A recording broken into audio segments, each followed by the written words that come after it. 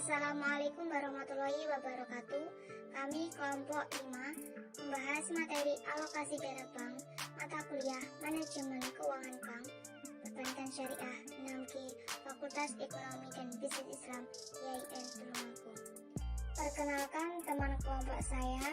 Yang pertama, Ika Putri Agustin, NIM 12401183254. Yang kedua, Nur Fitratul Lailin, NIM 12401183262. Dan yang terakhir, Rizkullah Afif Prasetyan, NIM 12401183277. Materi pembahasan. Yang pertama, pengertian alokasi dana bank. Kedua, pengertian kredit dan pembiayaan menurut Undang-Undang Nomor 10 Tahun 1998. Yang ketiga, jenis-jenis alokasi dana bank. Keempat, unsur tujuan fungsi kredit. Yang kelima, perjanjian dan teknik penyelesaian kredit macet dan penyelamatan kredit macet.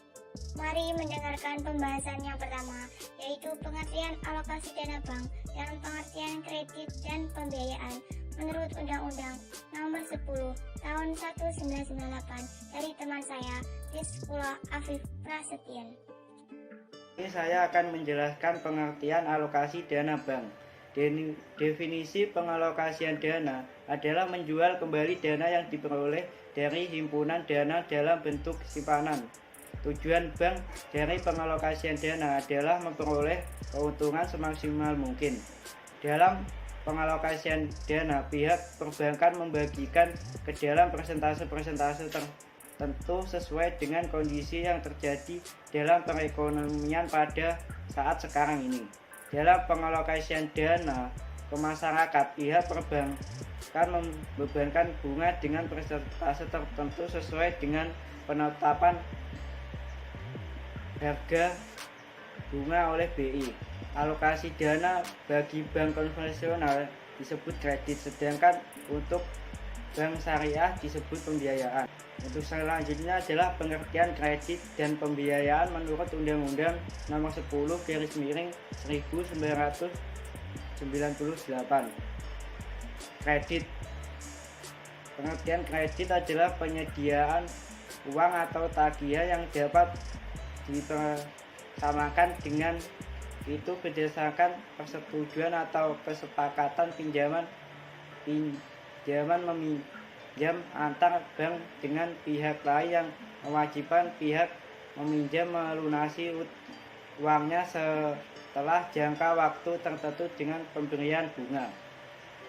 Pembiayaan adalah penyediaan uang atau tagihan yang dapat dibersamakan dengan itu berdasarkan persetujuan atau kesepakatan pinjam meminjam antar bank dengan pihak lain yang mewajibkan pihak yang dibiayai mengembalikan uang atau tagihan tertentu setelah jangka waktu tertentu dengan imbalan atau bagi hasil.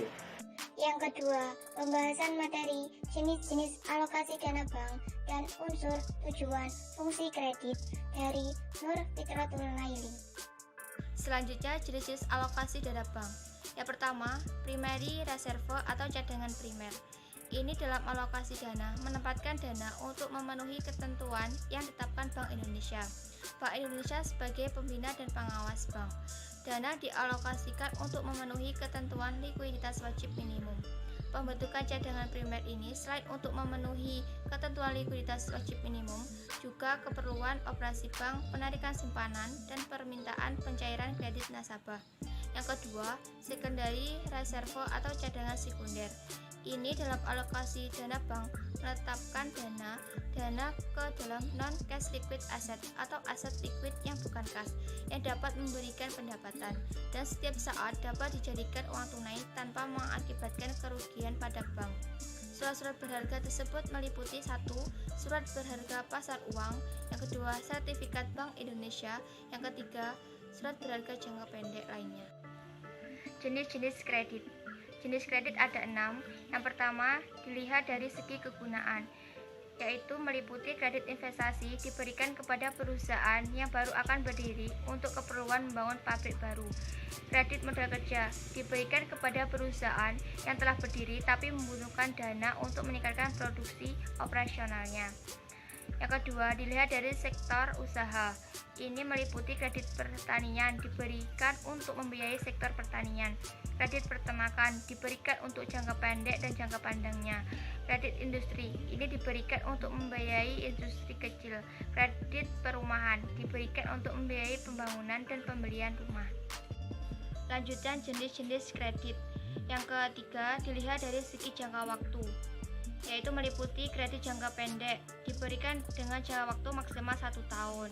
Kredit jangka menengah diberikan jangka waktu antara 1-3 tahun.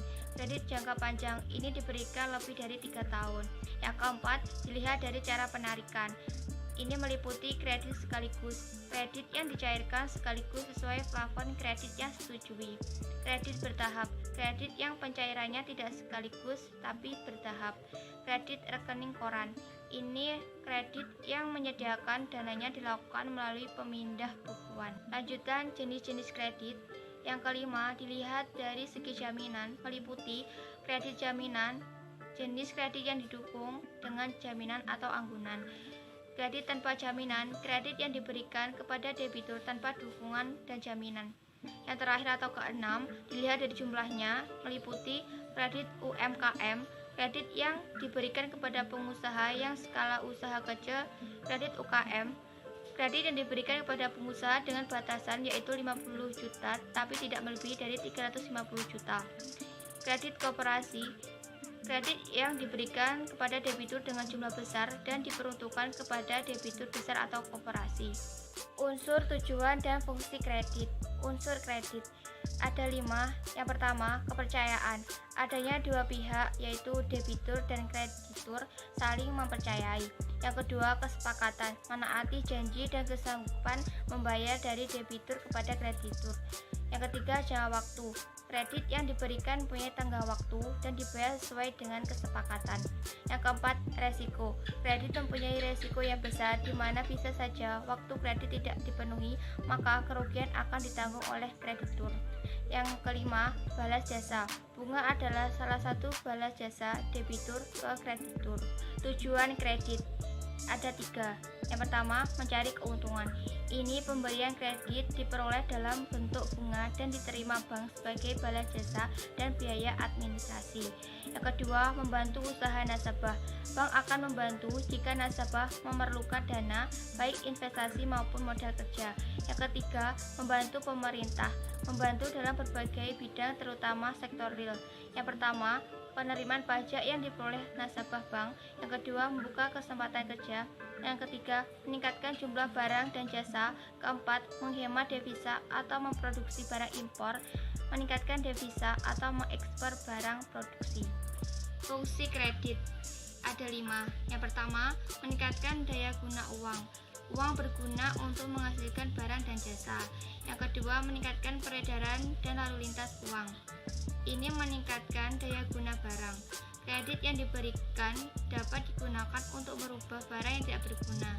Ini meningkatkan peredaran barang. Selanjutnya, sebagai alat stabilitas ekonomi untuk meningkatkan kegairahan bekerja.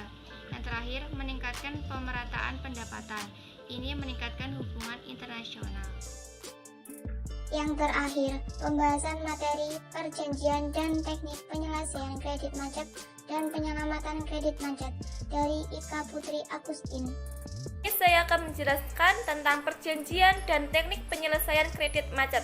Pembahasan pertama yaitu tentang prosedur pemberian kredit melalui beberapa syarat yaitu pengajuan berkas, penyelidikan berkas, wawancara 1, on spot, wawancara kedua, keputusan kredit, penandatanganan akad kredit atau perjanjian lainnya, realisasi kredit, dan yang terakhir yaitu penyaluran atau penarikan dana.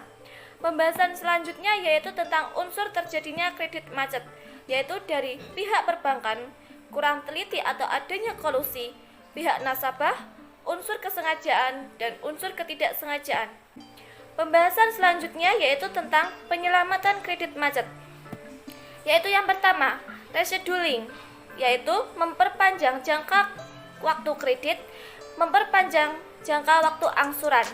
Dan yang kedua yaitu reductioning sebagai berikut, yaitu kapasitas bunga, penundaan pembayaran bunga sampai waktu tertentu, penurunan suku bunga, dan pembebasan bunga.